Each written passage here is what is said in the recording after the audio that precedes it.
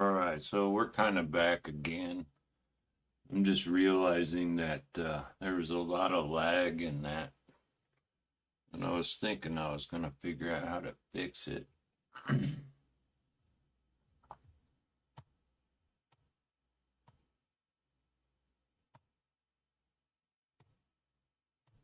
But at the same time, I'm not all that concerned, I suppose.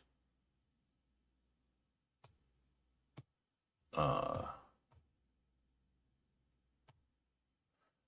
Mostly it's just making sure, like, the audio was definitely drastically different from the first camera to the second camera. Um, the other awareness. I'm just looking down and looking at all of these percentage skipped frames, and I'm thinking it has to do with the limitations of the laptop versus, like, if I did, these are the same settings I would have used on my desktop machine, which has a video card and obviously more effective. So doing this to find out where the problems are. Currently, I'm seeing 8% dropped frames due to encoding lag, which tells me there's a limitation in the ability. Uh, I'm not sure how, if removing these sources work. I am aware that there's a difference somehow, even though the two cameras are set the exact same. One is different than the other. If I turn on the second camera, you can see, oh, now it's almost, it's still off, but it's not the same.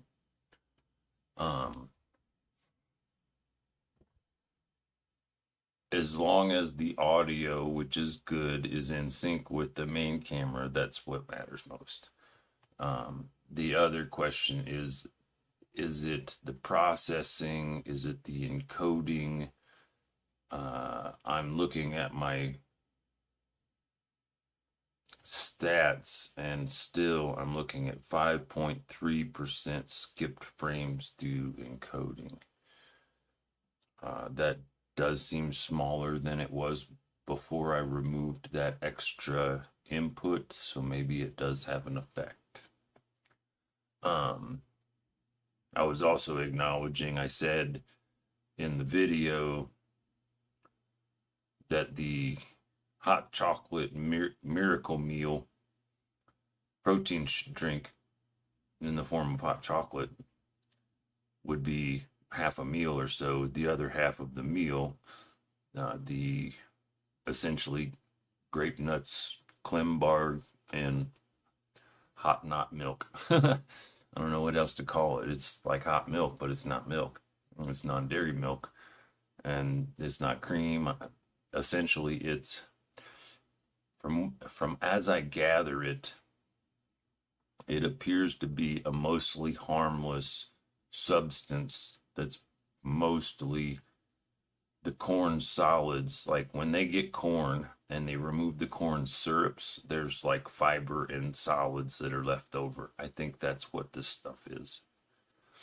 Um, but it's kind of like the same thing with MSG. When I researched what it is, I realized that it's not per se a lab created dangerous chemical. It's just something that is extremely high in sodium because of how it's made. Um, but it has its uses for obvious reasons. Um,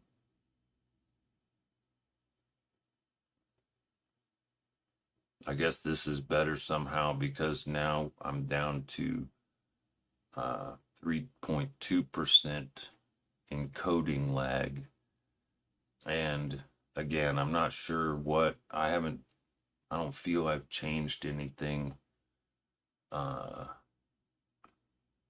Encoding lag would tell me it has to do with settings. I set the settings to be simplified. Um, but part of the awareness, I'm trying to calculate when I use my desktop machine, normally the, what is it, 1080 by whatever a big monitor is, the largest resolution, the standard resolution. Um, it's obviously larger more than the laptop's small 14-inch screen. Still, when I would stream, I would always frame rate it down so the resolution was smaller, with the thought that, or the hope that, smaller resolution would increase the bandwidth, making the stream less skippy, so less lag problems. Can't say I've got it dialed in, but within a short something. And again, I'm looking at it, it's telling me CP usage is about 50% ish. And is using about 500 megabytes of RAM.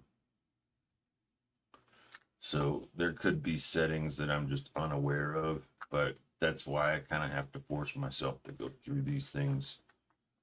As the saying goes, measure twice, cut once.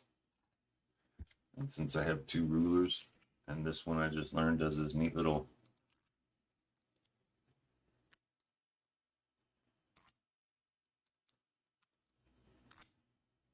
I like that sound.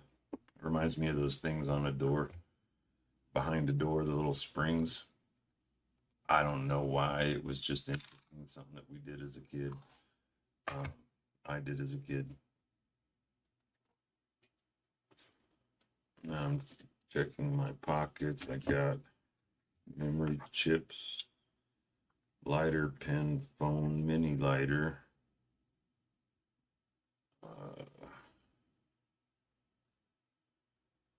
I'm in airplane mode.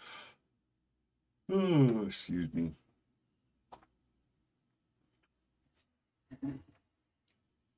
Part of the thing I wanted to do, and I was going to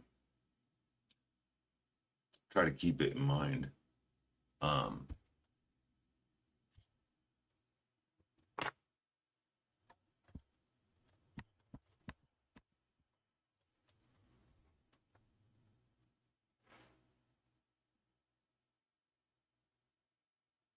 So I guess part of the thinking, oh, is that still got that filter on it, the noise reduction filter?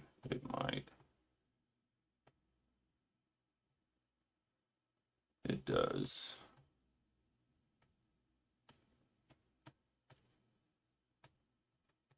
Since the fan isn't off, I really shouldn't need that shit up.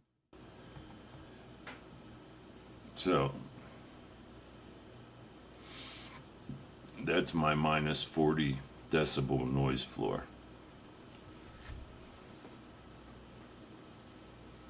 That's the ASMR setting for my podcast, because you get the fan that's coming from the fridge. If and when I have the window unit on, that'll be a fan. If and when I had the windows open, of course you'd hear those things. Part of the awareness I'm not sure about, the camera that I'm using with the microphone that I'm using has extremely good processing and components, and one of the processes it utilizes is an auto gain setting on the microphone. Currently it's set for a meeting. There's another set that's called solo, and there's another setting called concert. Obviously that's to compensate for the differences in sound situation.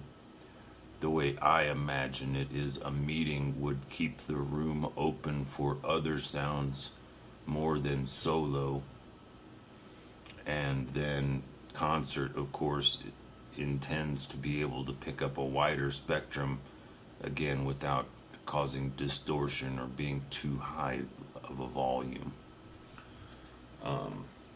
But I haven't done the nerdy research into the math of it, which I understand and could do, but it's just one of those other parts about my ADD that I just love so much.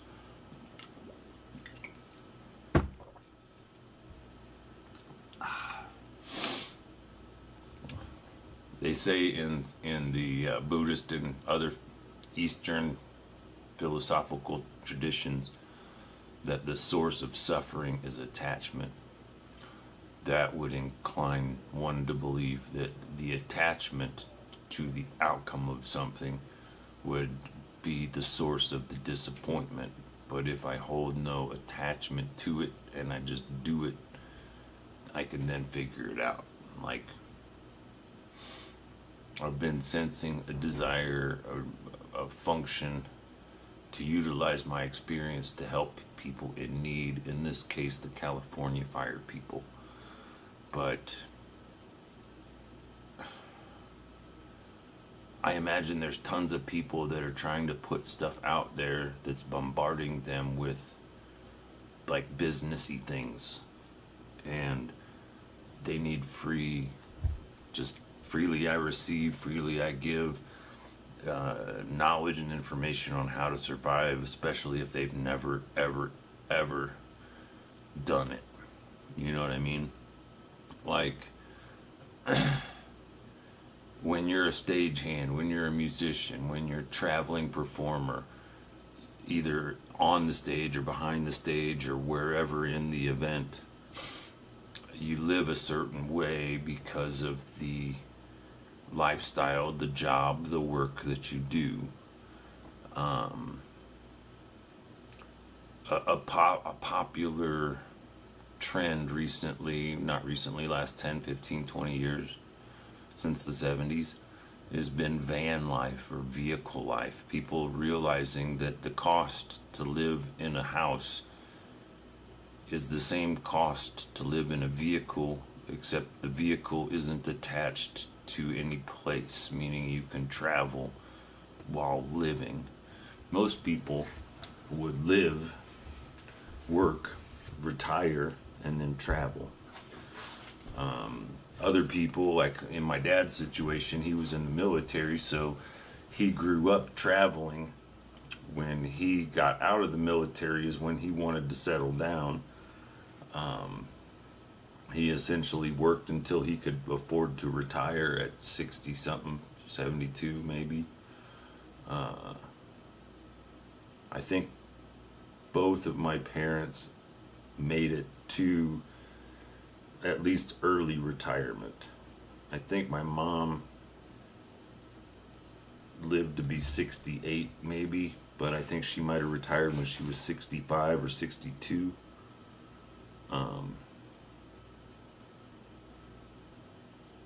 Or maybe that was my dad's age. I'm not exactly sure. I'm aware that he lived to be almost 80, like it was 2 months, 80, 90 days, 88 days maybe, from when he passed away to where his birthday was, when he would have been 80. 80 minus 88 days. I only pick 88 days because that's how many days I ended up spending in jail, because he wouldn't give me the money to get out. I had the money in my account, and I was like, Dad, all I need you to do is get into the, log into the account, extract the money, pay this bill so I can get out of jail. He said, no, I'll loan you the money. I'll loan you $400 instead. So he gave me $400 to survive in jail for 88 days because the judge was pissed off that I considered my dog's life more valuable than her court ruling. And, I realized that 88 days was what I had to pay to spend, I don't know, a couple years, my dog's last years in life, in the mountains, most every day was about him, or at least part of the day was about him. Not always. Some days I had to work, but even on those days, it was like everything revolved around Elvis. Cigarette breaks, bathroom breaks, meals, etc. I didn't consider it suffering in that most people might get, if someone got a 30-minute lunch break, which is super short, but let's say that they got a 30-minute lunch break, for me, that would mean I would have to spend 5 minutes walking to my vehicle, 5 minutes walking from my vehicle, 10 minutes walking the dog, meaning my break was really only 10 minutes long, unless I utilized the time of those processes. So I would usually, almost always, if I had the ability to, time it so, because it's union time, seconds matter. So as soon as they call break, or as early as I could to that time, I'm outside walking towards the car, or the Jeep at the time, smoking my cigarette. So as I get to the car, I've got half a cigarette done. I walk the dog, I finish my cigarette, I get back to the vehicle, get him water, get him food, let him eat, get whatever food that I have in my lunch bag available, eat that while he, once he's finished eating, make sure he's got water, get him back in the vehicle, roll a cigarette, and head back in, hopefully in time. That was a standard kind of break. But functioning in that manner also works in a situation similar to what a person who's very first homeless, or very first in an emergency situation, like all the people in California. And obviously, they are not the only people, right? There was disasters in Asheville from the hurricanes, like totally unexpected. And the funny part that came up during that time is that almost every one of these difficult situations could be quickly and easily remedied with a festival. Like a camp out scene setting festival with entertainment and food and etc.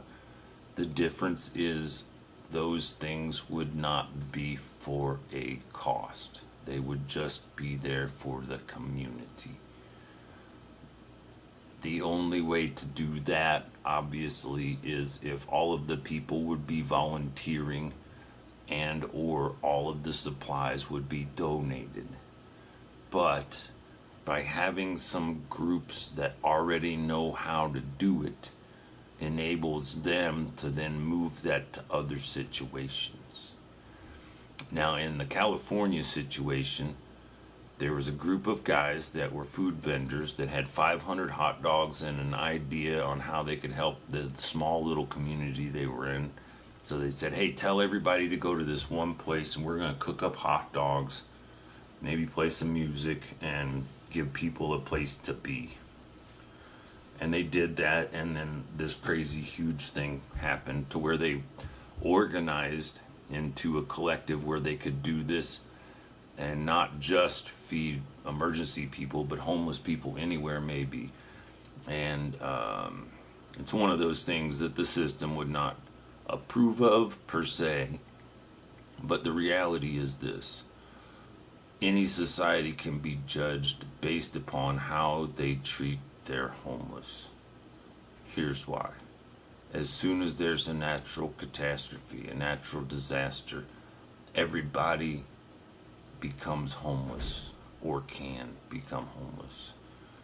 That means they start with nothing but what's on their back, their clothes and whatever they can put together.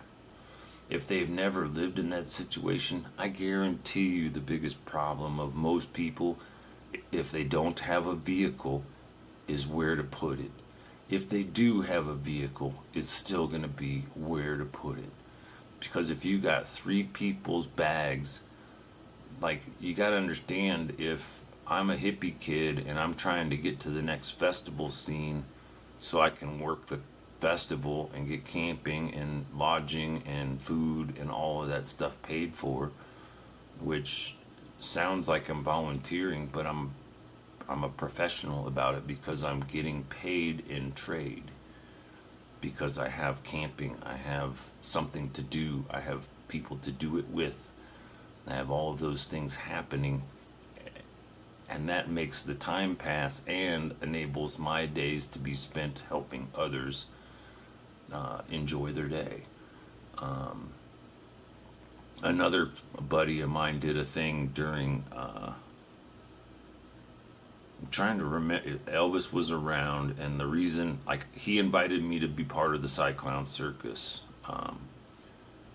We kind of go back in history. I got nothing but respect for the dude. He's like my friend Monty in high school. He's just got this personality that's just like really really good. You know, like, if I could ever say, you know, this is what happens when somebody's parents raise them right, you know.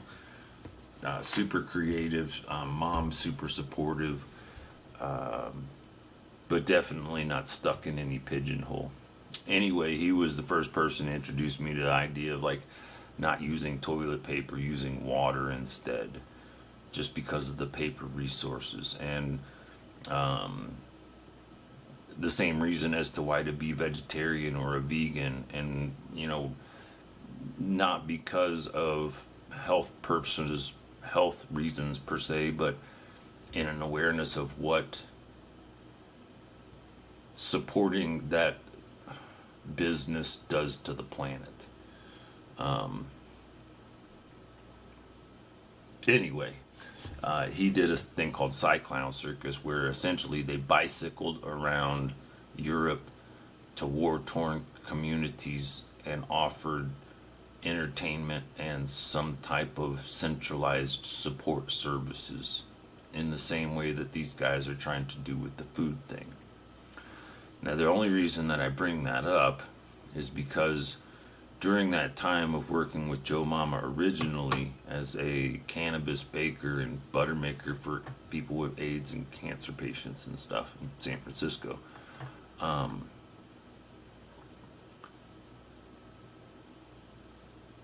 there was another group, another place that I was involved with, and it was a non-profit community school for the arts, essentially. They had workshops, they had wood shops, they had puppet class, they had sewing class, they had computer classes, they had community meals, they had roller skating night, they had yoga tai chi collective nights every month or two. They had parties, they had events, they had social gatherings, they had plays, they had all kinds of neat stuff. Anyway, my point being is, during my time working and volunteering with them, a group of people from LA that were all from different churches all came there and said, we see the model that you're creating and we want to learn how you do what you do so we can do that other places. Essentially, what's the framework? What's the model? How does it work? The sad part about the legitimacy of most of them is this: to become a 501c3 nonprofit almost always incurs tons of external expenses and a lot of patience. Essentially, it takes 1 to 3 years of documenting you as a nonprofit to even qualify to be approved as one. The only benefit of being a nonprofit outside of tax breaks that you can offer to people through their contributions or donations is mailing discounts, postcards, other. The point is, most everybody that has a great idea finds out they ended up spending more than half of their time making the nonprofit work meaning what they were doing it for in the first place loses at least 50% of the energy.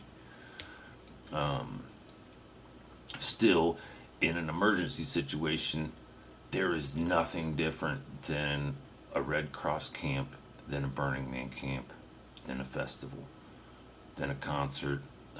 I bring up festival because it's a place that normally involves a few different areas, one of which is camping, the other is the event, and somewhere in between is going to be food services and or bathroom services.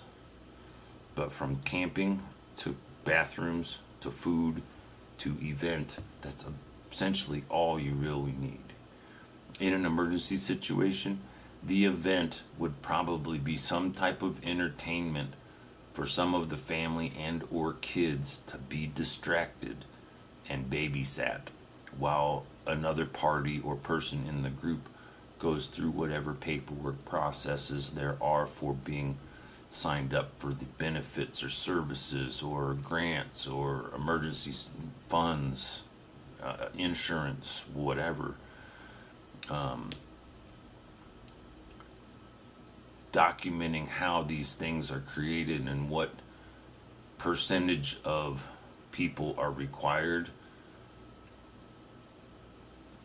Just look at it this way. It's a job. It's a job site. What's the one thing everybody wants when they're going to work? They want to know where the break room is, where the coffee room is, where the bathroom is, and where the workplace is. They know those things. 8 to 10 hours of their day is covered. If you have a place for 3 people in a day, 3 people are covered for a day. Does that make sense? That means for every job, every role, every important point of whatever, 3 people have something important that they can do to contribute. And if everybody is doing something to contribute, they feel better about the entire event, because it's not an individual business trying to drive this thing. It's a bunch of people reacting to a situation in a given reality. But the fact is, there are certain basics that are needed, and it's kind of where the food truck people come into play, because my experience was initially with a rainbow gathering. I'd never been, didn't know what to expect, but people suggested that I was very rainbow in my behavior as a traveling hippie dude in a VW bus, at the time living on the cliffs of Santa Cruz and that part of California.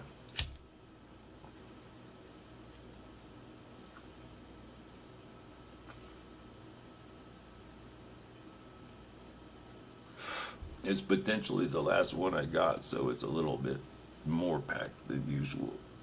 I have to make that a 3 toke hit.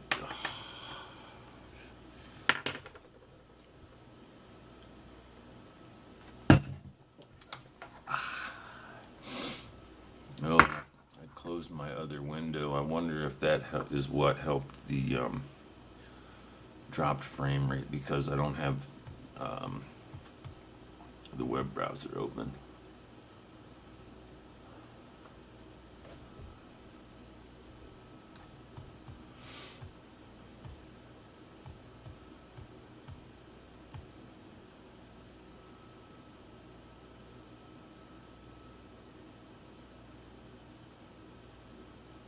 Now I'm looking at it, that's definitely popped the CPU 10% maybe.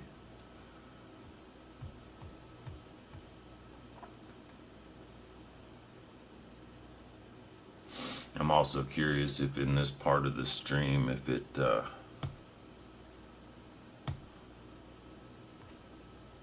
that's not good. It's saying I'm not signed in, so that means it might not be streaming.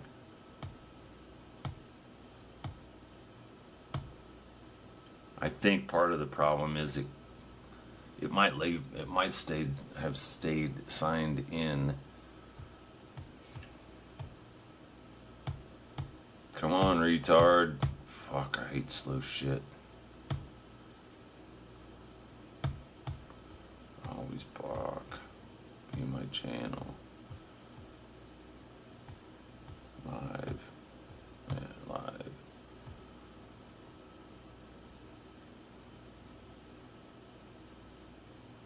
Can't believe it took all that time and energy and effort just to get to here. Alright, so that's working. And I was trying to see. Can't believe it took all that time and energy and effort just to get to here. Alright, so that's working. So yeah, now I'm down to dropping frames with that open. So I'm closing that.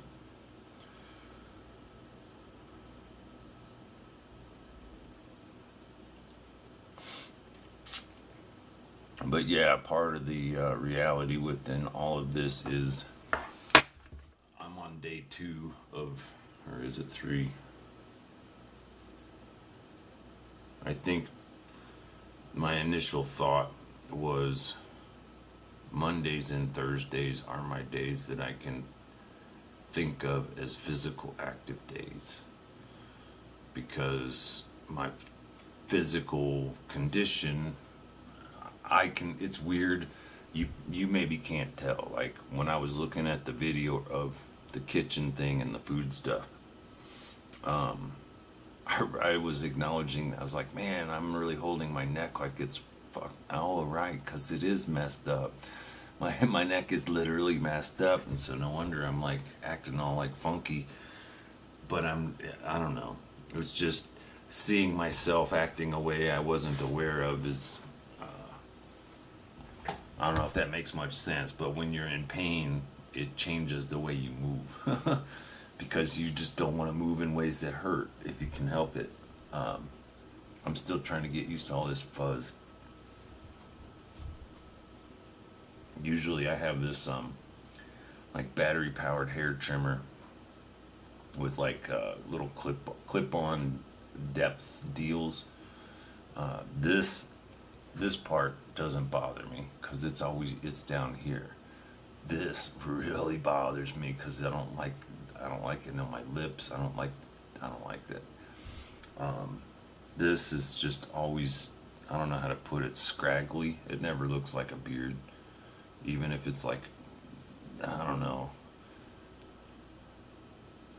If I let it grow for 3 months, it might start kind of looking like a beard, but I don't think so. Something about my genetics, or I don't know what it is, but a goatee is about as good as I'll ever have. And it's I don't know, I'd say it's kind of weird because it like, there's a definite difference from like right here to the rest of my face. Like, it's like all of the hair decided, yeah, we're not joining in with the rest of that party. Like, I think a normal person would have the same kind of hair that's here, up here and up here, and you know, I don't have all of that. I'm still on dropped frames and I closed that thing, so I don't know what the deal with that is. And again, a lot of this is me testing different things out in the situation so I can find what's working. Like, I had totally skipped the reality that this laptop, even though it works, is not even half as powerful or functional as my main computer. I mean, my main computer has a video card that's a small, it's like a 2 or 4 gigabyte, I think it's a 2 gigabyte memory, 4 gigabyte memory. It's a short, small frame factor, low wattage deal. I think it's a 2 gigabyte memory, 4 gigabyte memory.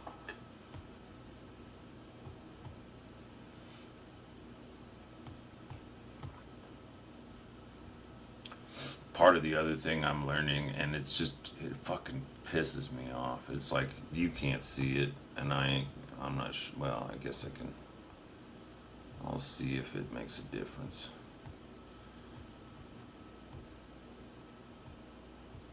But if you look at this that is not dark mode. That is bright as fuck mode. Why it's that way, I have no idea. It shouldn't be bandwidth. It shouldn't be Wi-Fi. Like if I go over here and I test my speed for my connection,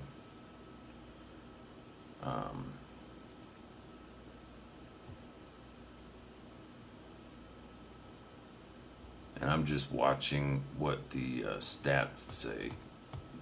I don't have those up here because I'm pretty sure the more things I have up here, the more bothersome it can be.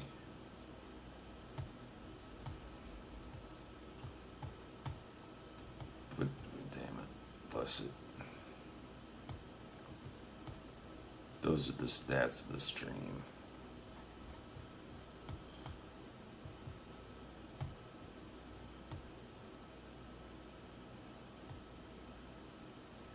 Now I'm just seeing what the bandwidth in 10 megabits a second. That's supposed to be way more than enough to stream easy. So there's either a problem with the way the encoder is set, or there's a problem in the fact that it's just a weak laptop.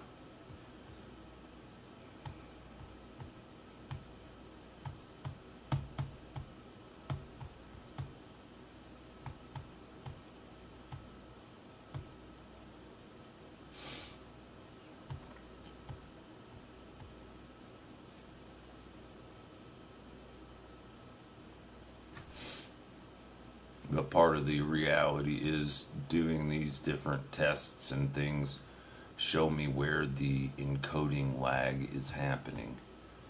So now I'm looking at the settings. The stream, the output, the encoding is simple, very fast, medium CPU, standard quality. And audio is using the Q2M mic, so that's good. Fast, simple, hotkeys. And then this is where I was concerned with. This is base canvas resolution 1920 by 1080 with the output scale 1280 by 720. Both with an aspect ratio of 16 by 9, with a CPS, a common frames per second values at 30.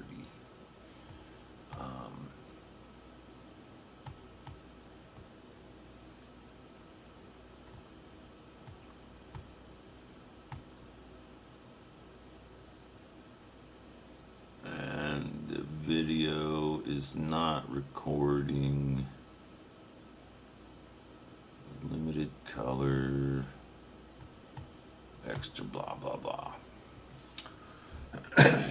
So with the exception of, I think if I reduce the output and I don't scale it, meaning I turn the output of the OBS from 1080 to 720,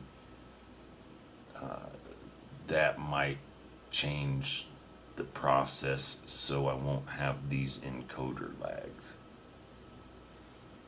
Because currently I'm looking at 5.8% skipped frames due to encoding lag. And I'm not sure if that's related to the processor. As I remove Windows, I can turn off the processors. Like that just went from 65 down to 50 because I closed 2 Firefox windows. And since the overall desire is to have an effective end result and output, just kind of strangely brought me to the awareness, well, 2 things. One, the reason I opened that window in the first place was to see what the timer was, so I knew how long this has been. The little thing on the bottom of this says 40, but that's not always correct. But I was looking in the picture, this I could see the chair in the background. That's a gamer chair. It's a speaker chair. It's designed, I've not once had it plugged in. It requires a 12 volt AC adapter that I do not have the right combination of voltage and adapter thing. And I never invested the 15 or whatever bucks it is to get one of those adjustable ones that you can set. But I realized that it has a complete speaker system, including amplifier, switching unit, mixer, etc., in the components of the chair. And although the chair and the frame is pretty heavy, it might, I think it's too heavy. I have a baby buggy. It's a 2-seater baby carriage that's really durable. It's like an outdoor big wheel. It'd be great for festivals to get stuff around. That's why I grabbed it. And it says "Be Ready" on it.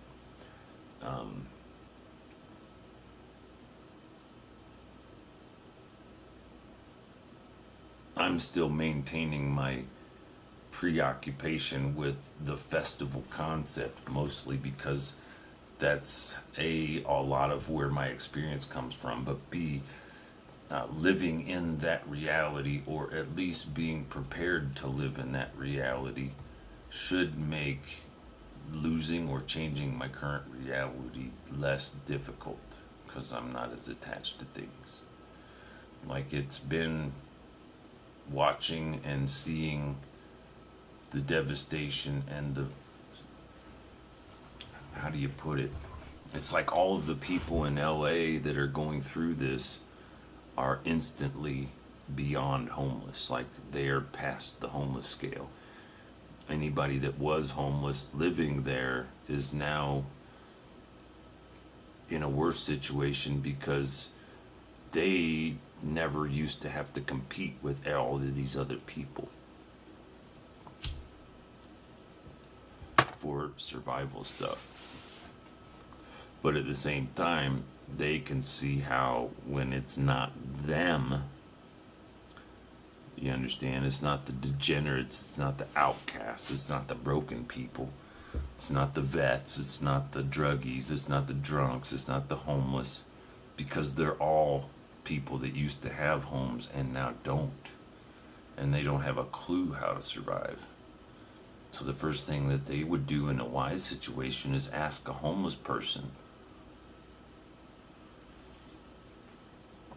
The difference is that society reacts differently when a lot of people become homeless.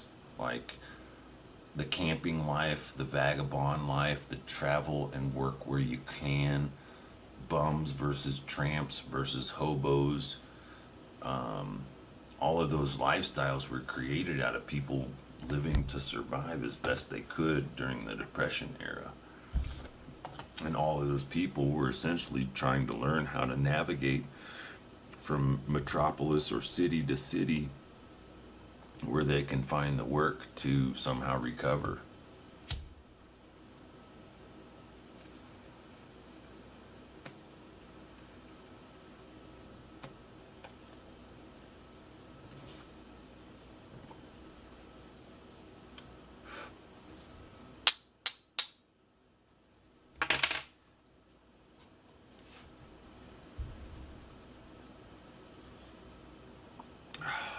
Yeah, so we're back. What's up, fam? You know how we do it.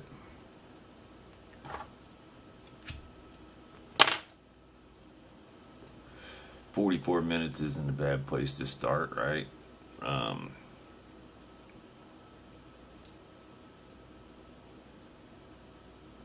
I'm not even sure how to announce them or introduce them anymore. But I'm still doing it through the old stand-up comedy deal, so that's fine.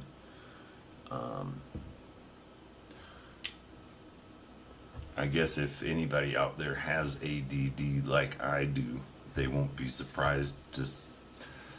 I have so many Google accounts and YouTube accounts and channels and things, it's difficult to keep track of. But I had to take a break from doing these videos because life situations was forcing me into a different reality. Then life decided that I wasn't quite fit, stable, or able for that reality. And so now I'm back to trying to survive until I can find a place to move my reality from this into. Essentially, I've been forced to live in a third-floor apartment with a disability that makes movement extremely challenging for the last year or so. I asked last spring, I started looking for a place in November of a year ago, I guess.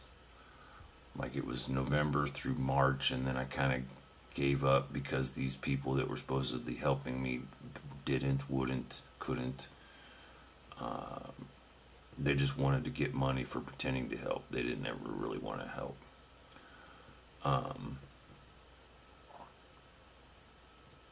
So until I get that resolved or situated, I'm kind of in a stuck position.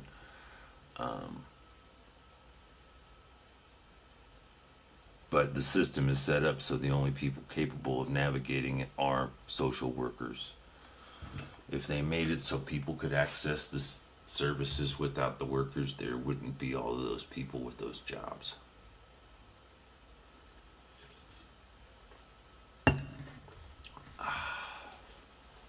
It's also kind of funny because I think about the LA stuff and all the things that's going on, and then I imagine how many of those communities had city council meetings in which they changed budgets, removing emergency services or shelter services or things that helped poor people. Because now, just through natural disaster, all of the average people are now all poor people, or worse, you know what I mean? Socially speaking.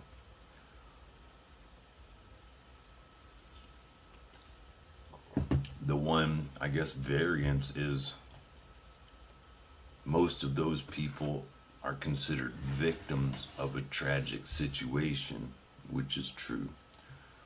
Yet, homeless people are victims of tragic situation of reality that has nothing to do with natural disasters and has everything to do with maintaining control. Because the only way you can keep all of the middle class people satiated is by having a bunch of people that have less than them. So you got middle class people are there trying to be upper class people. They never will be. It's not in the programming. You try as you might.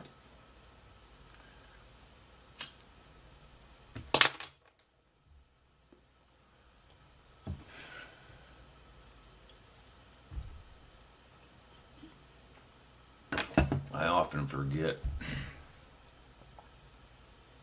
unless I'm doing like this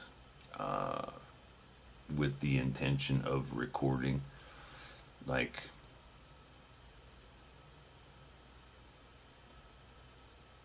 I would probably consider myself a musician before anything, but the inability to record things is exemplified by being surrounded by a lot of mentally challenged neighbors. Some that are of such a challenge, like, I'm not sure if you've been able to hear it, but that I can think of in the time that I've streamed, I've heard that door close twice, at least, maybe 3 times, but gently, and no yelling, which means Jed's doing okay.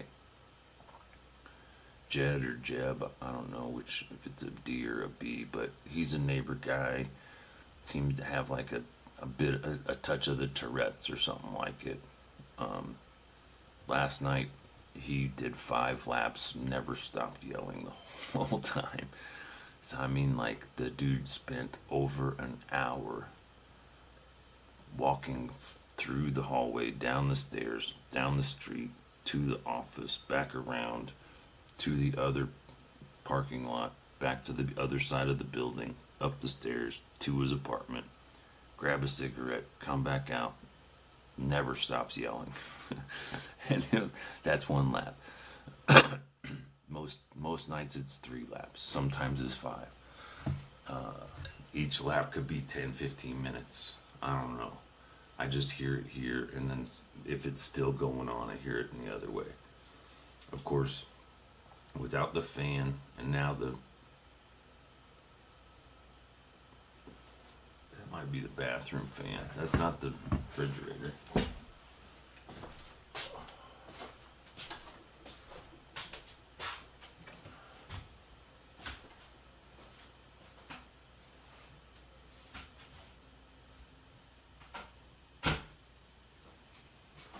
That was the bathroom fan. And it's just one of those weird things about this apartment. How do I put it?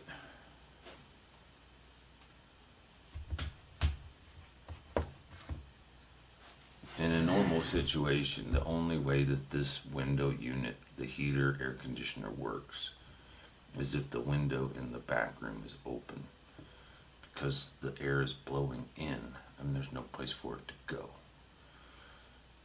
But if I have the fan on in the bathroom, that gives the air some place to go without the window being open. And since there's plants in that window and it's winter time, this is not the time for the window to be open. But without the window open, like if I turn that on, it'll blow air and it'll heat it up or cool it off to the temperature that you set it. But that temperature is what's right there in the corner, not what's in the whole room.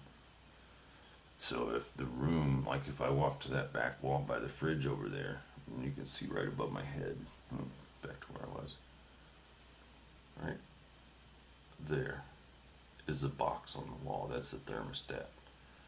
That's for the electric. There's like a little electric baseboard heaters around the bottom of this wall, this room, and then part of that room.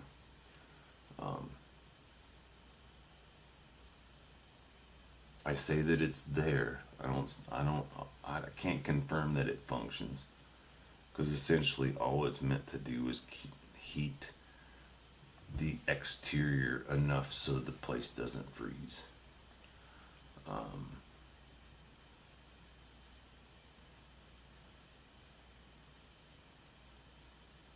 The thing about the air, though, in the window is that exact same thing, strangely enough, is the reality when it's summertime and it's hot.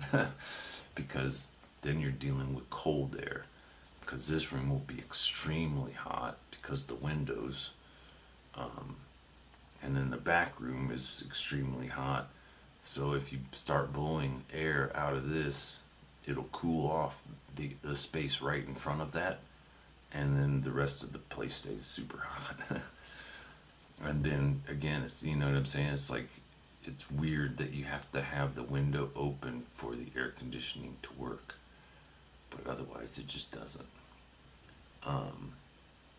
And then there's the other thing I've realized recently. It's kind of strange, but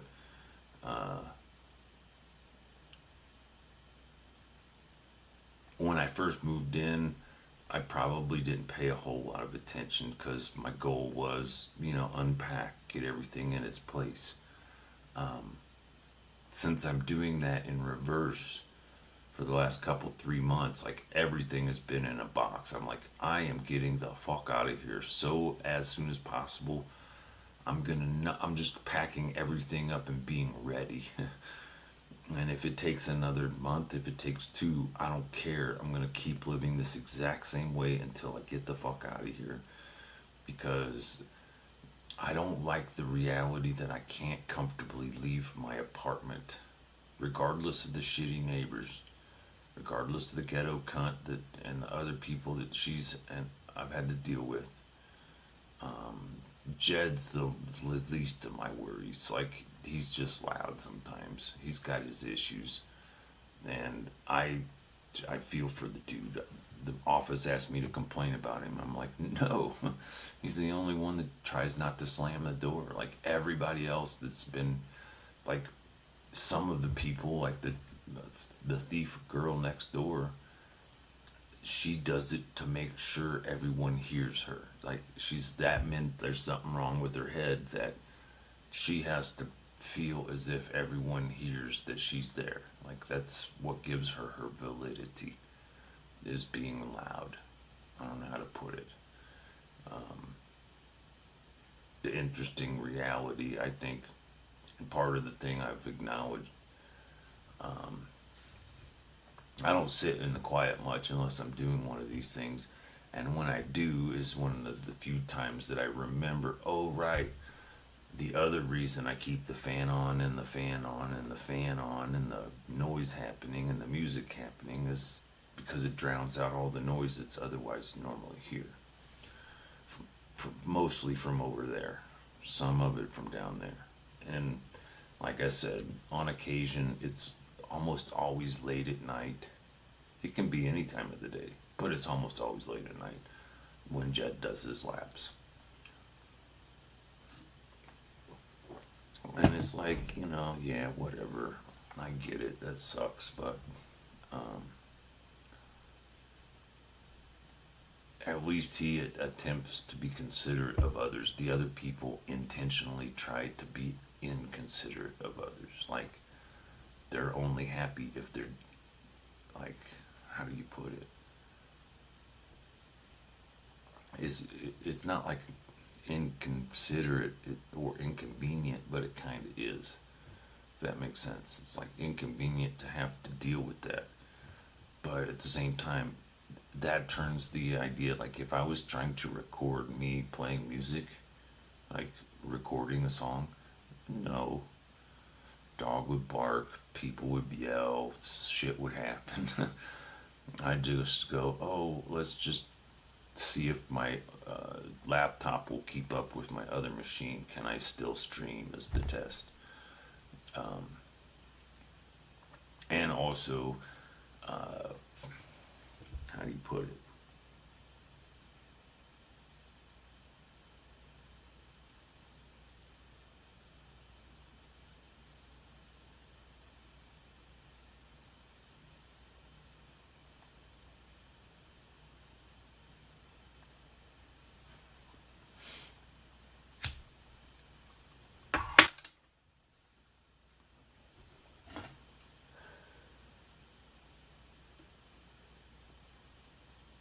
Considering what I've been through, outside of the heating, which would make a difference, I could totally live, in the bathroom.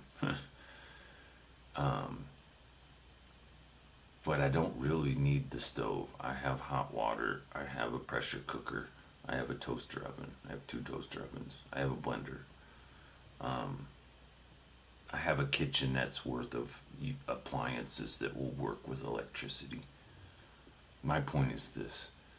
I would be so much happier living in a garage on a ground floor in an urban, like downtown Boulder or some shit. Just a little something the size of this room. You know what I mean? Like what you see there, whatever this and that is, with the tiny little bathroom. I don't need the bathroom or the back bedroom. It's just, that's my studio space. That's my, for a normal person, that would be a bedroom, and this would be where the living room and TV is. But it's not been as bad as normal. For a long time, I was living in that room because the guy downstairs lived in the front room. It's the easiest way to put it. And he has okay taste in music, so I'm not gonna be a complainer or a bitch about that. It's just you have to accept it when you're crammed around a bunch of mental, cases. Or I don't think he's a mental case as much as these other folks. But I don't know. All I'm aware of is that everybody in this entire complex has some sort of complex. As simple as that sounds. Get it? Simple, complex. Anyway.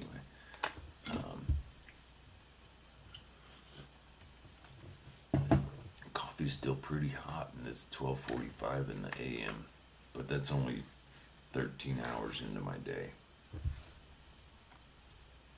Which means I got at least 4 that I should expect. And then the question will be, how will my... Yeah, I think those are empty, and that's pretty sure that's empty too. That's a sad reality. Yeah, that's empty too.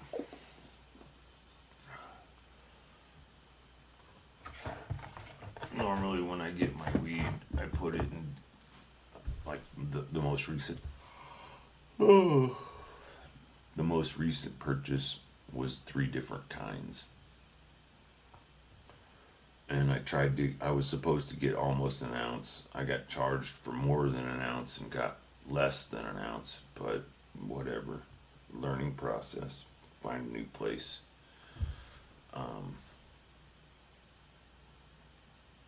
Could be a good motivator and reason to get the bicycle out tomorrow.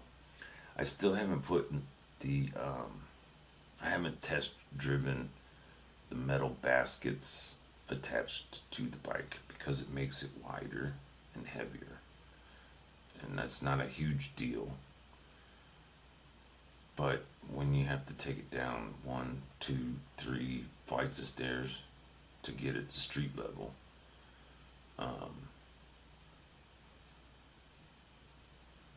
not a huge deal. But if there's stuff in those baskets and getting it up 3 flights of stairs with my shit condition, not the wisest reality. Point is, my physical limitations are forcing me to equally limit my carrying capacity, my weight, whatever I'm trying to get from here to there to the wherevers. And I've done a number of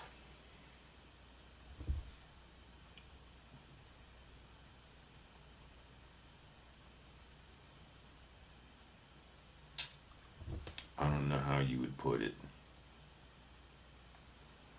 scientific measurements. I've done enough attempts at different things, like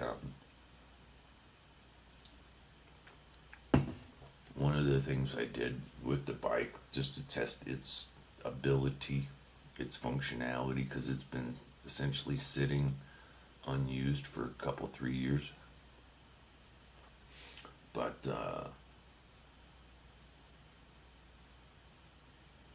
it was the first trip that I took the bike on, and the trip that I lost the bike.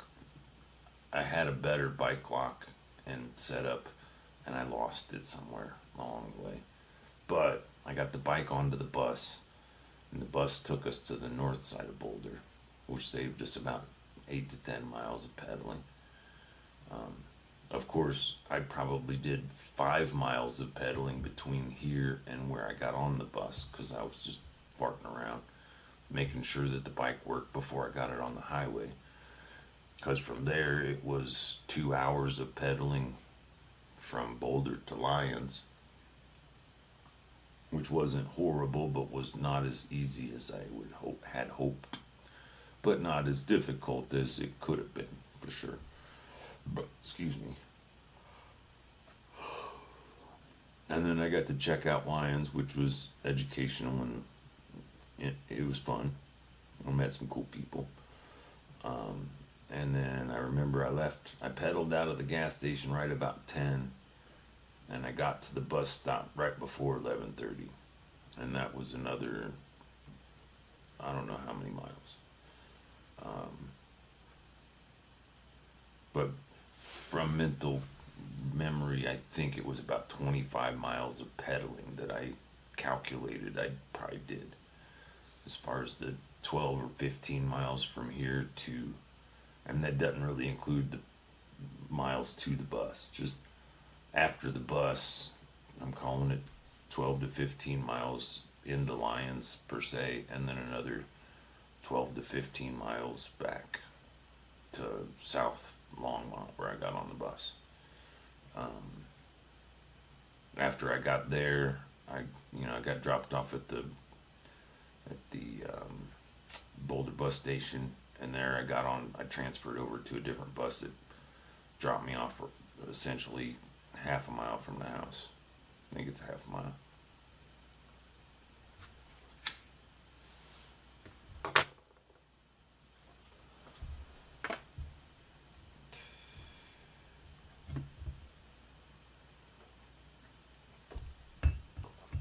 But anyway, due to finances, and intellect, I usually search for places to buy cannabis that's cheap, but not the best, just enough that works. But the better the quality, the better the situation. For example, if I go to one place and purchase what they call shake, I get kind of not great tasting leafy stuff that's more like trim, with sticks and stems and leaves and junk. But it's $3 a gram. If I'll go to the other place that essentially kind of ripped me off the last few times I've been there, and not that they ripped me off per se, but I buy the same stuff called shake from them that's at their great discount, and it's never less than $6 a gram, which is double what the other stuff is. So if the other stuff is $80 an ounce, the good stuff is $180 an ounce. I used to go through an ounce a week. I don't have $500 to $480 available anymore. Like tobacco's $25 for an ounce and a half, essentially 2 packs, 50 cigarettes, 50 rollies.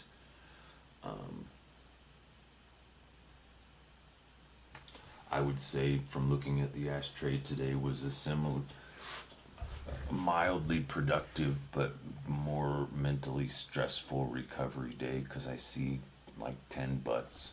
So I've had half a pack of cigarettes today.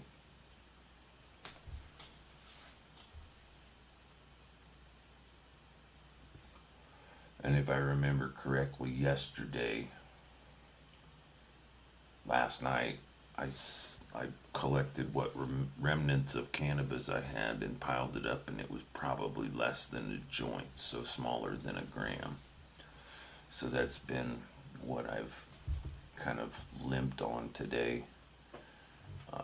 If I wasn't in such a horrible situation, I would have reinvested for sure.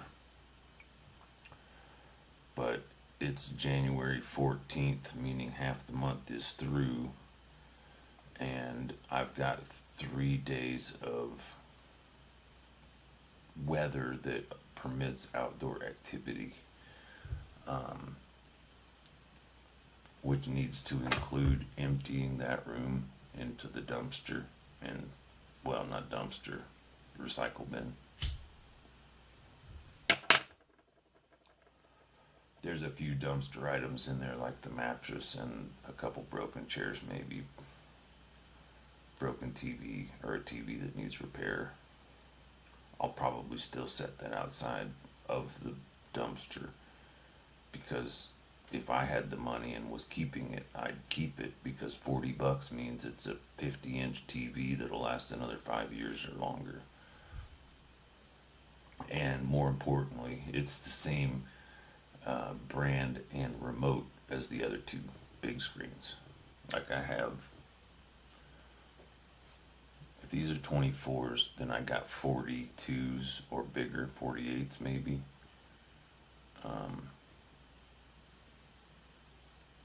How do I put it? these two monitors are as wide as one of those monitors ish. Those are 24s, and I don't think those are 48s. I think they're 42s or something. But anyway, they're big. One of those fills the table. So in other settings and situations, like over the past few years, I've been shrinking everything, turning 40-inch monitors into 24-inch monitors, turning 24-inch or 30-inch monitors into 14-inch monitors, turning big desktop machines into little laptop machines, and currently utilizing the time and effort and live streaming ability. Again, I don't have the YouTube open, so if somebody shows up and tries to chat, sorry. I'm not doing this for social purposes per se. I'm doing it more for the documentation, and I also have to just keep telling myself and reminding myself, I still have yet to go through everything I've done in the last 3 weeks and collected all of the closed captioning and then posted it as a baby tomato ketchup thing. A couple weeks ago, a lot of chaos was happening, and I was so packed and ready. I was expecting to be on the curb a month ago, because I was told my lease wasn't any good. That it needed to be corrected. And I was like, I got to get a case manager, because they kept bending me over and kept lying to me, and I'm like, if I don't have somebody to prove that they're doing it, I'm screwed with just accepting it, and I can't accept it anymore. It's causing my life too much difficulty, and it's causing my physical body to deteriorate faster.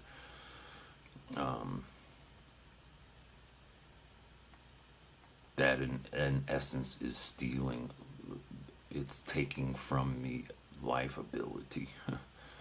You know what I mean? Like, if more stress makes my situation become more and more difficult, if it's degenerative disc disease, more stress means more degeneration, means more disability. When I moved into the place, I didn't have any extreme physical situations like I've had since I've lived here. Since I've lived here, they've re-scanned my spine and found more problems. And then when I had COVID, I got drop foot on my left foot. So I had to learn how to use a cane and function with a floppy left foot. And then somehow that recovered, and I got better, and things were better. And it's probably when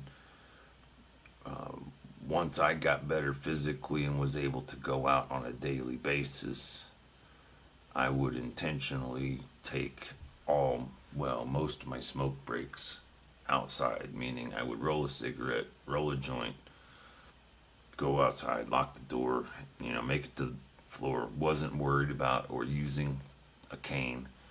Just go out, walk the thing, walk maybe a mile or two, have a cigarette, part of a joint, come back. Probably would have brewed coffee as I did the walk. So when I came back, there was a cup of coffee waiting. It's fresh pot.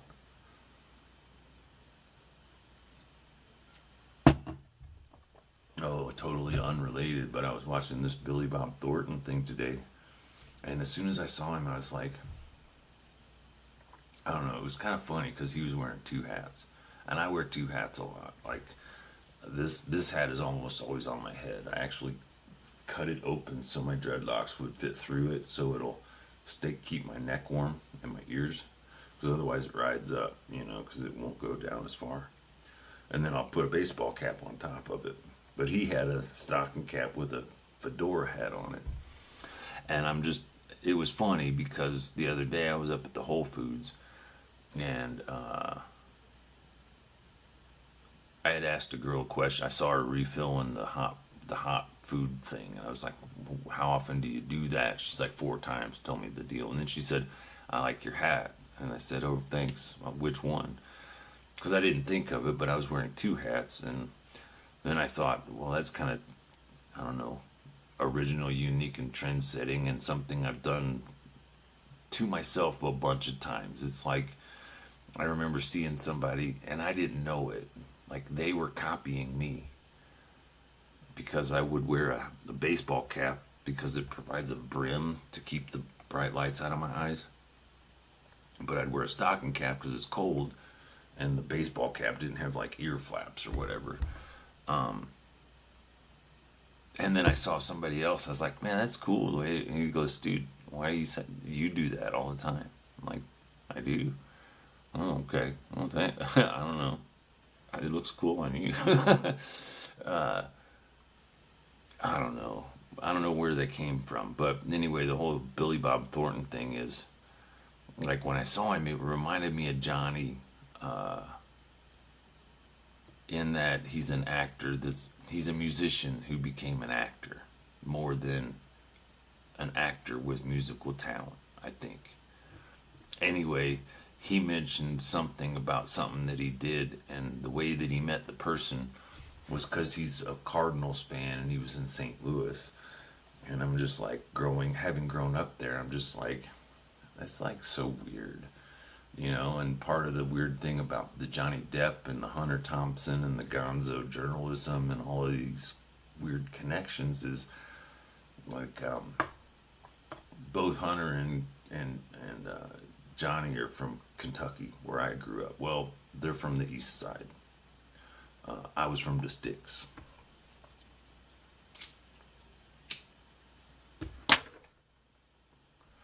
But then when my dad moved us, when we got moved to Nebraska, when I moved in with my dad, he then got transferred to St. Louis. So then, you know, life happened. But it's just weird that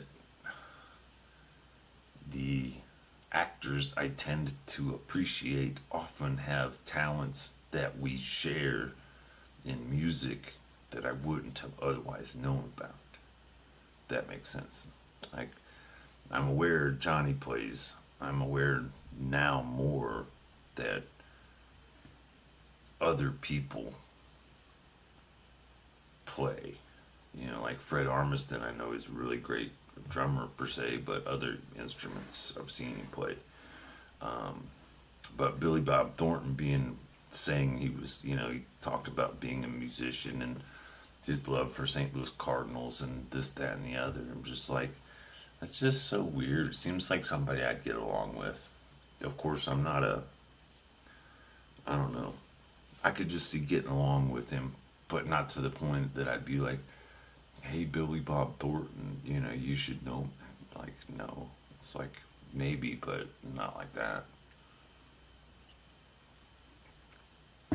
It was more something in my brain. It was just like,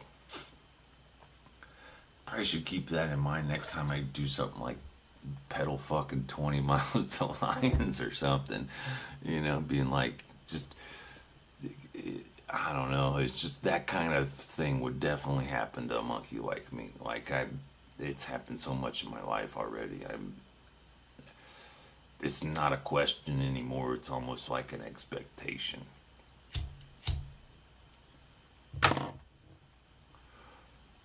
You know what I mean? Like, and it's almost certainly and almost always when I'm like fed up with shit and just like, you know, man, screw this, and I go to a bar and get a beer and just try to chill out, and I find myself sitting there talking to people just like me that are just trying to find a beer and chill out.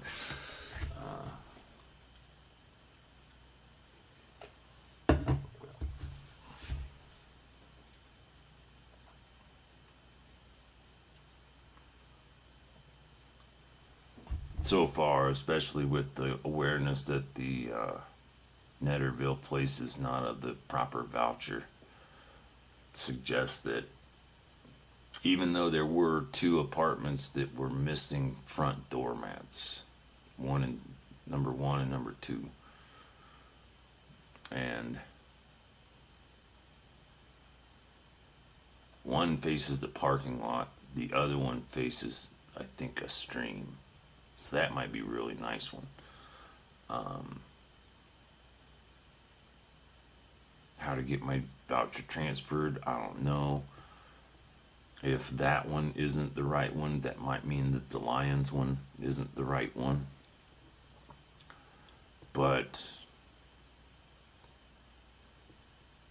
both trips were good in that I'm still, I don't know, kind of half and half. If living in Lions also gave me an eco pass, Lions would probably win over Nederland. The fact that living in Nederland would qualify me to get my eco pass, I have one, but I mean, get it reactivated. Means free buses everywhere I want to go, so that's cool. And not very frequent buses, but more buses down to Boulder than Lions has to Longmont or Nederland or Boulder. Like, I think from what I gathered, there's only one bus, maybe two, with fewer ins and outs to Lions, meaning fewer times during the day. That being said, they do have some kind of program that's like an individualized transportation only for people that live specifically in Lions. Meaning it's like it almost seems as if it's a shuttle service similar to a bus without the schedule. I mean, without the, meaning you schedule the appointment, they come and pick you up, they take you to where you want to go. And I think you get 2 or 3 of those rides a day. I don't know how it works. But the idea, I think, is it enables people without a car to live in Lions and work in Longmont or someplace else. If I had that, then I could get a ride directly to the radio station, no matter where it is.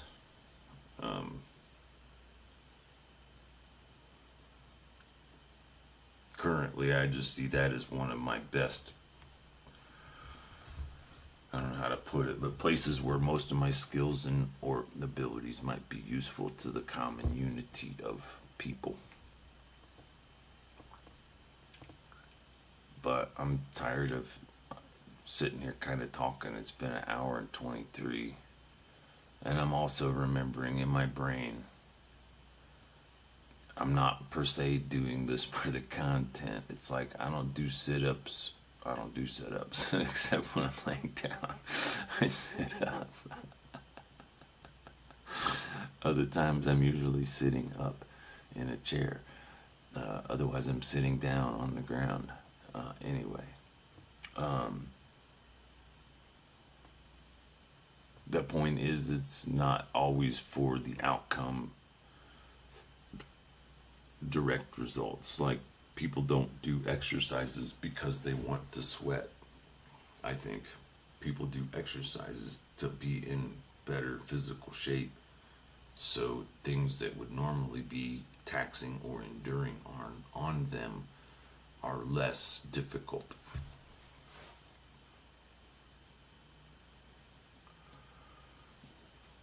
I don't feel horrible in that I'm a smoker, half a pack a day these days. I haven't done many patches, but I probably should, looking at that ashtray, because the day's not done, and that's more than 10. I've been trying to keep it at 5 to 7 a day. Some days I do that, other days, I'm aware, and I haven't calculated it enough to comprehend where the perfect balance is. But cannabis is obviously lots more expensive than tobacco. I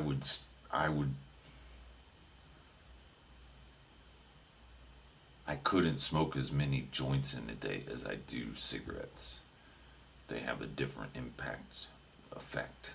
Maybe they're less there's maybe less resin or tar or nicotine or something. Well, I don't know that there's any nicotine in cannabis, but in tobacco.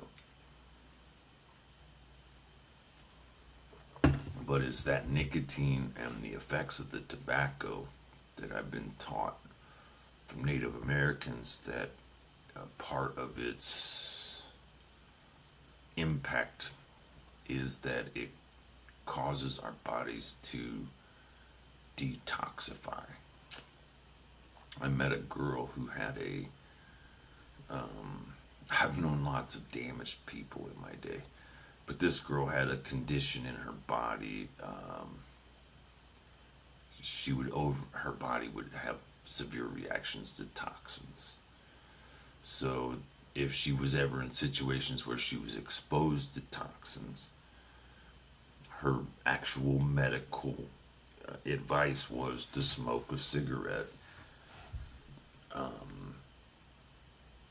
And I think I probably learned it because she saw that I was smoking American Spirit, and she asked me if she could have one or a few, and then I rolled her a couple probably, because then she taught me that she smokes the tobacco because the nicotine causes her body to expel the toxins, to detoxify.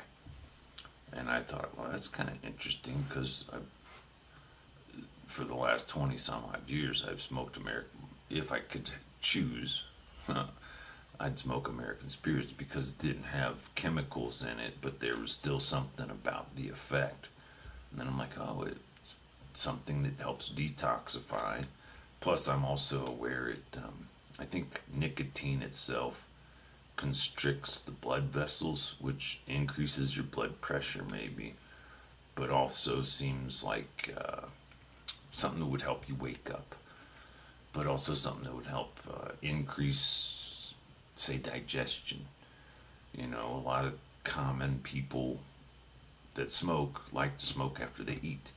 I think that's because the impact or the effects of the nicotine increase the digestion and help remove any toxins that might have been in the food. And I also think it's interesting that in Native American traditions, smoking tobacco was often something that they did to be spiritual, but also to give thanks in prayer form through the smoke that they exhale, both before and after they eat. That's like the study of Native American medicine is the idea that medicine is a word that implies or means anything that connects you with Great Spirit, with the awareness that there is one universal spirit of everything, where everything is connected to. But the idea is that every creature on the planet exists as a extension of that great creator, and everything, with exception of humans, functions as per that creator's divine plan. Meaning that a dog can't be a cat can't be a bird. None of those animals have the capacity in their function to be another thing, let alone imagine being another thing. Does that make sense? Like humans, for whatever reason, we have empathy and we relate to dogs and cats and animals and things because of how we interact with them. Native American medicine for the cat is secrets, which is interesting because there's an old saying when someone is telling another person to expose a secret, they say, let the cat out of the bag. There's also a saying that says curiosity killed the cat.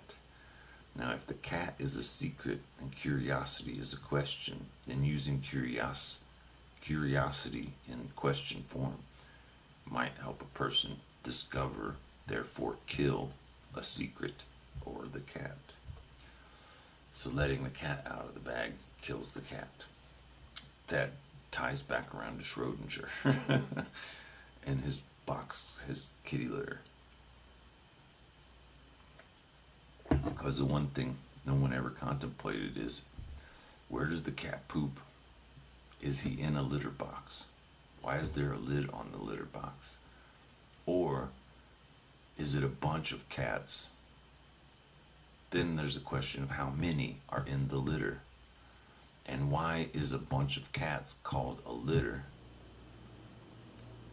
but the place they poop is called a litter box? Weird things.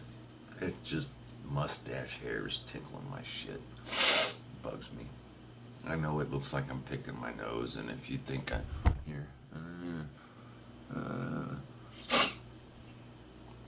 don't know. I was just like, well, if you think I'm picking my nose, I'll just pick my nose and you'll get over it. But it's getting in my brain how, I don't know, this room continues to look chaotic, even though in my brain, I don't know how to, everything's been on pause since I've been trying to recover, which has been the last 2.5 days. I went out and did stuff, and I got back and I thought, I did stuff, kinda. I didn't accomplish anything that I wanted to, I don't think, or I'm not sure, but I'm pretty sure. I mean, I accomplished things, but I didn't finish what I thought I was setting out to do. But that's not uncommon for me. Like, I regularly do things thinking it's for one thing and finding out maybe it's for another thing. But as long as they continualize and benefit myself and others, it's kind of the idea I had earlier about I made a bunch of different mistakes. And I'm not even sure if they should be called mistakes. I did experiments with recipes that didn't turn out the way I intended or had hoped. I finally got something that resembled pumpkin bread. I then combined them with all of the crumbs from all of the failed attempts to make cookies or power bars or other items, and then I finally combined everything into one thing, which became that pie, of which my head is still, that's tomorrow's food. In that, I imagine I can wake up, eat half of it, a quarter of the pie, drink my coffee, and have the energy and functionality to make it through half the day. I'll add to that a new addition to that being the protein hot chocolate miracle half meal, liquid meal.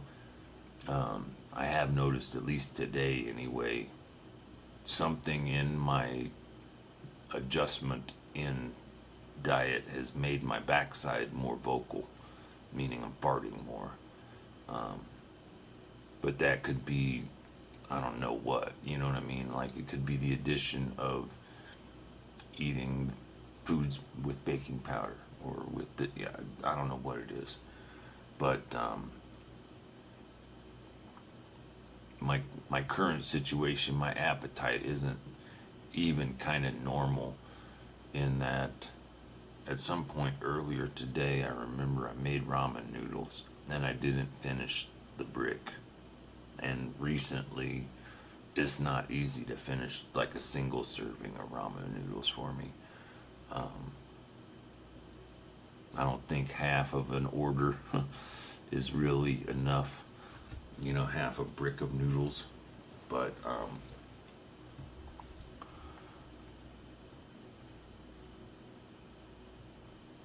I'm very much against wasting of food or resources if I can help it. But sometimes I can only eat what I can eat, and I don't force the rest upon myself, and I accept it the way it is.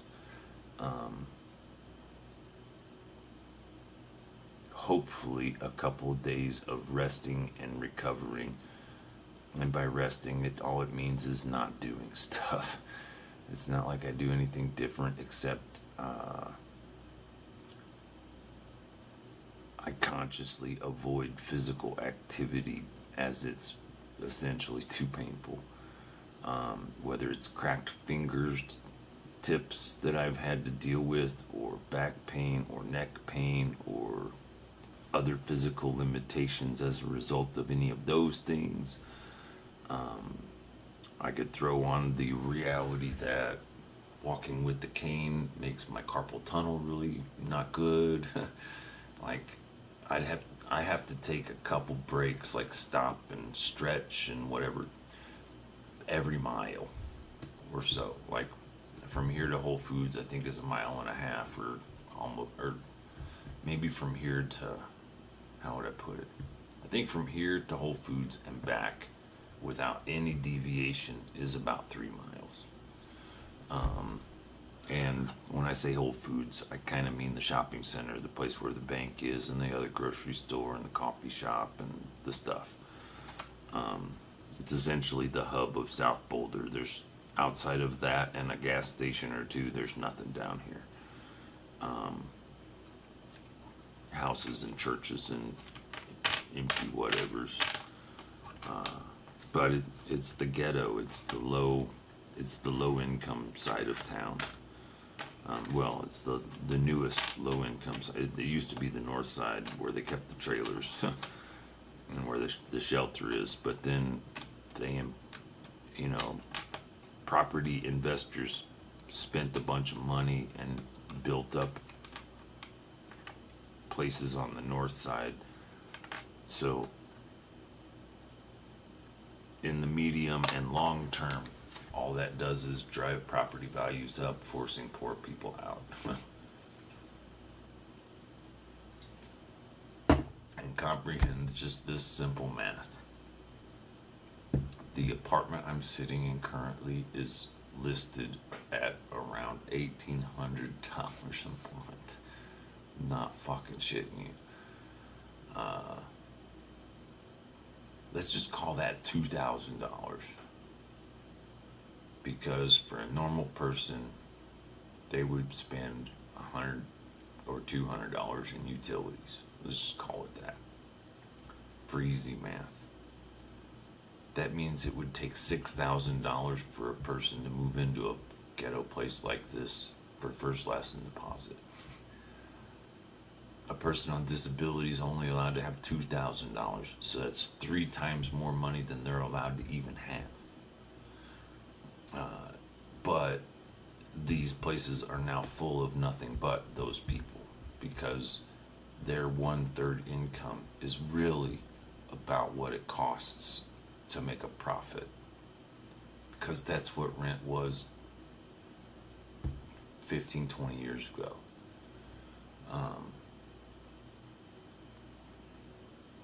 Now rent, like just recently for me anyway, increased another $100.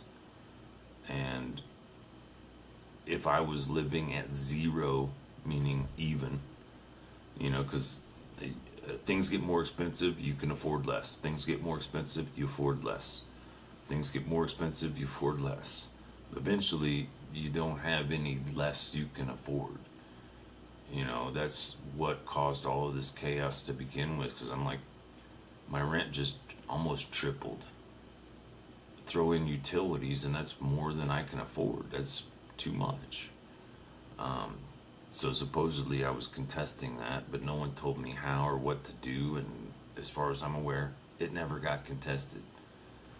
As far as I'm aware, the lease isn't any good anyway. I don't know why I'm still here, other than the fact that I've been yelling and screaming at people saying, why can't you guys help me get the fuck out of here so my existence isn't so miserable? I start thinking about sad alternatives. Like I suggested to Tim the other day, it's like, part of me wants to just go on a drinking binge so I can get put into treatment, and at least then I'll have a case manager to help me with housing and stuff. And he's like, oh, well, but then you'll have 3 more problems. I'm like, yeah, you're right, I might not survive it. I think I would, but who knows? And I don't want to have to go through it, but that's where my brain is at. The other reality is forced out onto the curbs and being aware that I can't really easily survive, my third or fourth or fifth thought is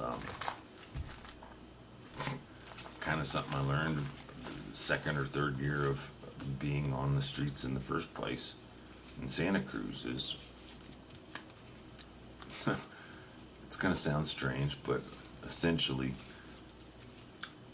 ask around, figure out what crime you can be comfortable committing that represents a couple 3 months of a penalty. Why would anyone like intentionally go to jail? Well, you get 90 days of living indoors with food, with shelter, with clothing, and with criminal but otherwise companionship. And at the time, I was in Santa Cruz, and Santa Cruz had a program they called The Farm, in which the intention was anyone that was in jail in county could go through this thing and get certifications. Like you could learn how to weld, or you could learn a skill, or you could learn stuff, giving you how do you put it, more resources and abilities to, you know, earn a job or to do something in real life. You know, in essence, the idea is that if they taught you a skill, maybe you wouldn't have to be a criminal. But outside fringers, like, and I would hang out with people and be like, what are you doing? Oh, this is my last weekend out. I'm like, what do you mean? Oh, I'm going to county. For what? Oh, I haven't figured it out yet. What do you mean? Well, like for example,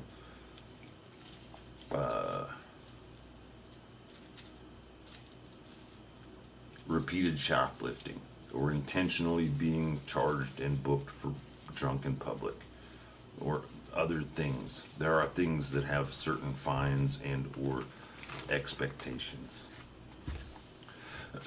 Back then, all it took was one person who did it accidentally and goes, you know, it wasn't really that bad, because, you know, Santa Cruz in the wintertime is really rainy and cold. Not as cold as here, but as miserable.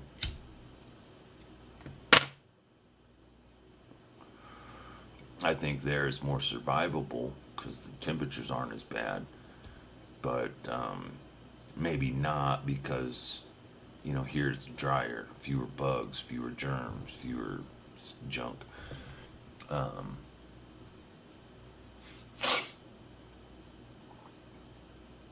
Still, that was one of those. Well, that would be a solution.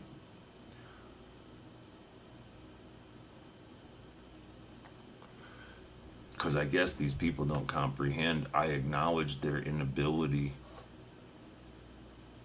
whether it be due to position or due to job function or due to job description or due to just the way that they've decided that's how it is. But most of those people aren't usually capable of thinking outside of the box, because they're stuck in programming in a box, and that box is just a box of mirrors that if they did their job right, they wouldn't have a job. It's as simple as that. If you cured homelessness, what would all the social service workers do?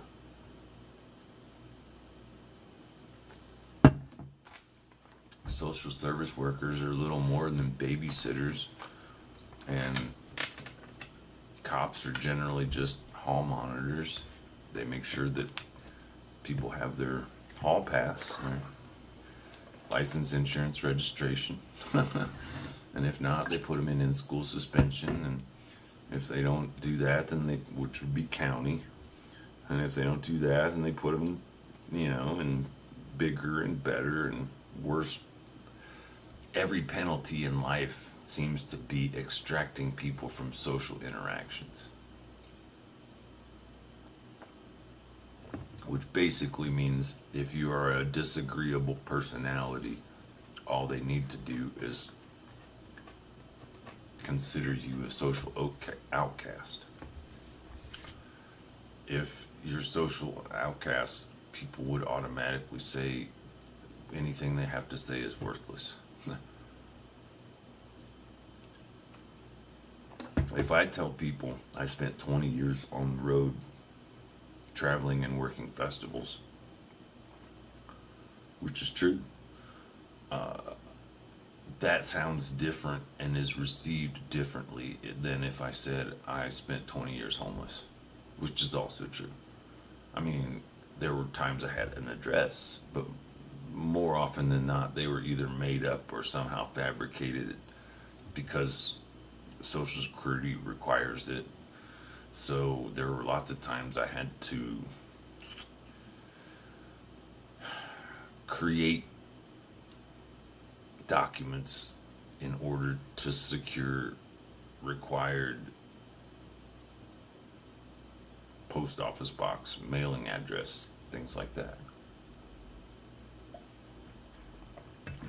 Because everybody in society their life is dependent on normally a singular location, a home. When people travel and work for travel, home is wherever they're at. You know, where they're living, where they're working, where they're doing their things. If there's a tour that's 3 months long, home becomes wherever you are on the road. Hotel, tour bus, campground, festival ground, whatever. Somebody's couch, somebody's floor, somebody's garage, a car, a back seat, a bus seat, an airport seat, a public transportation of any kind, whatever.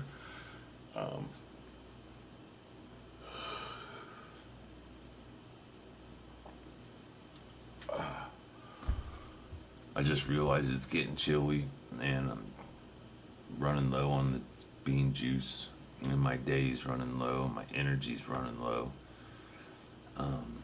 Strangely, my skipped frames is now down to 2.2%, which I'm just now acknowledging appears to be cumulative. But my rendering lag is down to 0.1%, and the encoder lag is 2.2%. So not horrible.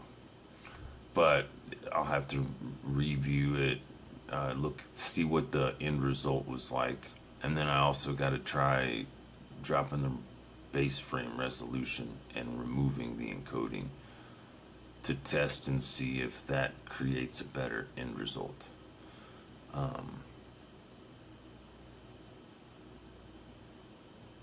Part of the thing that I have to function in my brain sort of is not always, how do I put it?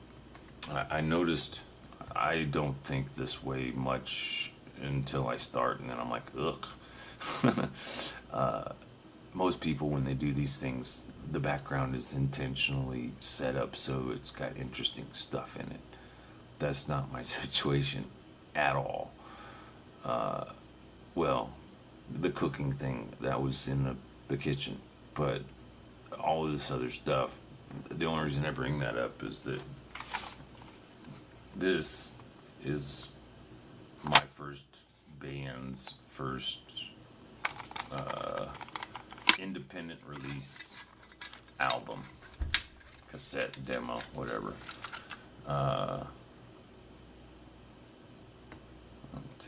Looks like 5 songs on one side, 4 songs on the other.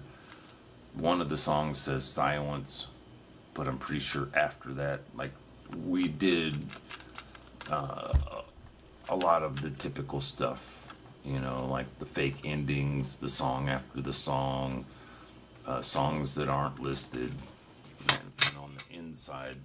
And this is kind of interesting because this drawing,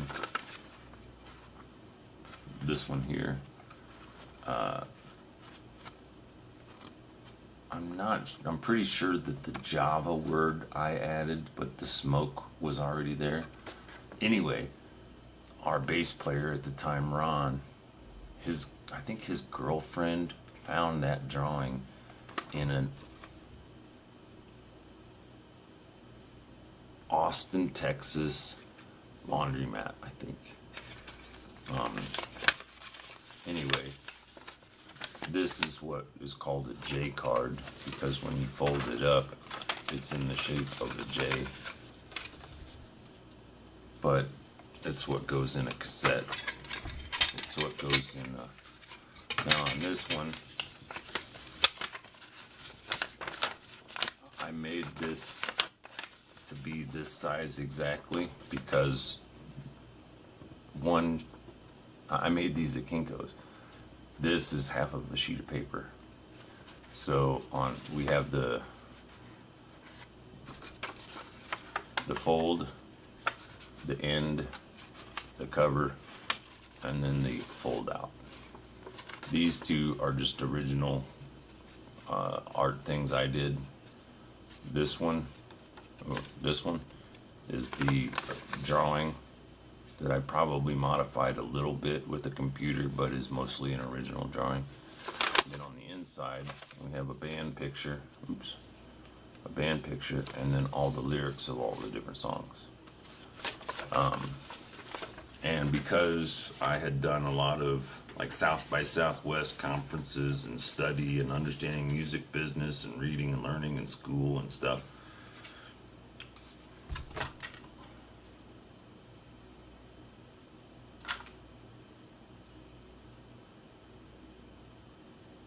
with one exception, this is correct. And the exception is there is not a way of contacting us on the cassette. All of that information is on the cards. Like there's thanks, there's addresses, there's mailing lists, there's stuff. But the advice to put it on the cassette is because 9 times out of 10, or a lot of times, somebody has something, shows it to somebody else, these things get separated without the contact information. Someone that hears this wouldn't know that it's any good, and if they heard it and they liked it, they couldn't contact you because they were missing the other part. But thanks to life and reality, strangely she had forgotten or remembered or whatever it was. But after my dad passed away, my step monster asked me if there were things that I cared about, and I was like, well, you know, if you have any of these tapes, that's one thing that I did back in the day that I lost track of over my journeys and adventures I'd love to have. She found 2. She returned them, sent them to me in a box with refrigerator magnets. Like as if she didn't know, like she pretended to not know. And I only say that because she also sent me another box that had like a few different cigar boxes full of cassette tapes.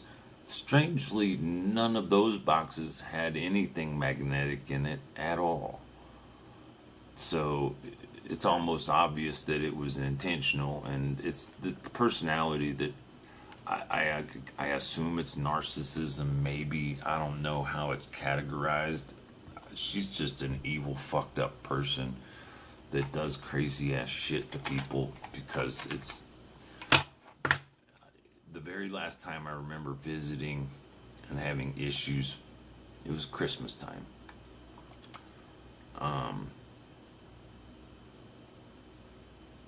I had spent a bunch of money for presents because I hadn't had any chance to give them any presents because I was divorced, I was expelled, I was disowned for 20 plus years, essentially.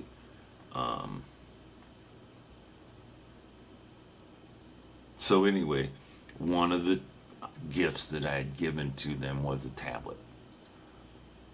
And my dad and I had gone out and we were hiking, and we used the tablet to take some pictures of a skeleton of something, and we were going to use that tablet to ask his friend who was into taxidermy what type of animal it was. Anyway, she had an issue with the seating arrangement because I'm just a visitor from out of town that hasn't been there for 20 years, right? I give them presents. We're there to show the neighbor, not to show the presents, but to use the presents to show, hey, what's this thing? So we could learn something. But it interfered with her ability to be the center of everybody's attention for the next 3 hours.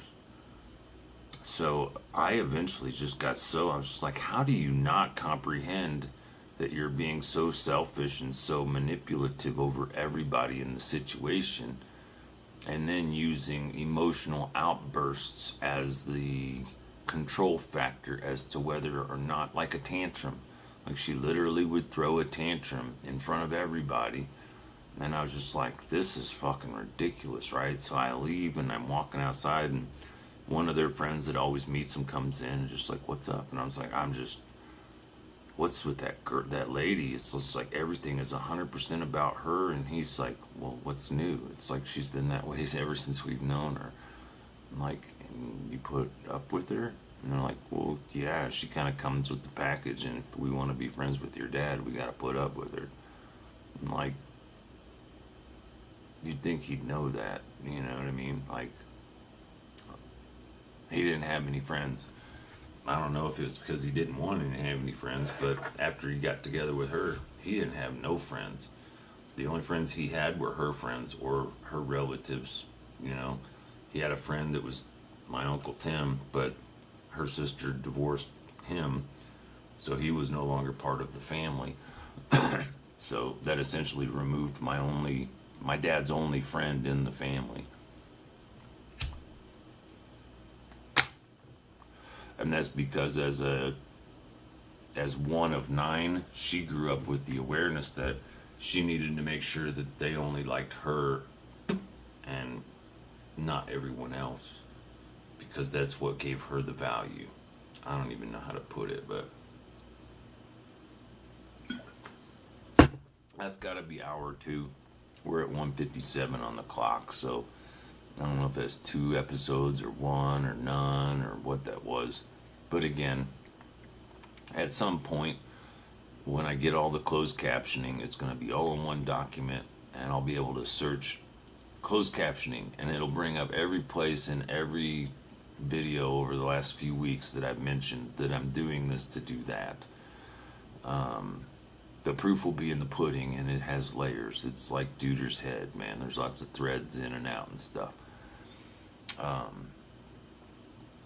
But I kind of covered a little bit without covering, like, it bothers me when I see people taking advantage of people's misery, but at the same time it bothers me. Like, if I put a video out and tried to help those people, I'm aware that it'd get a ton of attention, but I don't want that attention. I just want to help the people.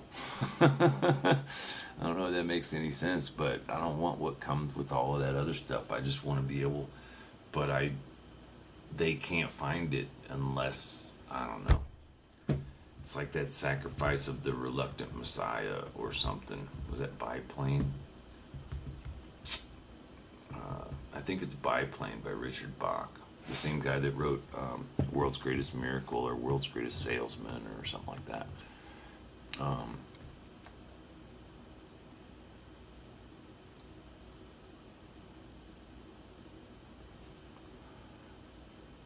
But in the story, in the book, essentially, that I'm talking about, I don't know exactly what it is, but I think it's what I mentioned, Biplane by Richard Bach, is that imagine meeting Jesus, but Jesus knew he was Jesus, but didn't want to be Jesus, so he made it a point of hiding all of his special Jesus abilities so no one would hold him accountable for it. And weirdly enough, I'm looking across my drapes, and I have lived here in this apartment, in this setting, for 3 years. I have never once noticed that there's a seam across the middle of those curtains, because when they got them out of the box, they were folded and folded, and then they hung them up, And in 3 years of use, and they're still creased in those same messed up places. Life in the ghetto. It's like they make a lot of money by spending a little money and then saying they spent 3 times as much. So yeah, with pre-roll, that's gotta be 2. That's 2 on the dot. So 2, peace, love you family. You know how we do it.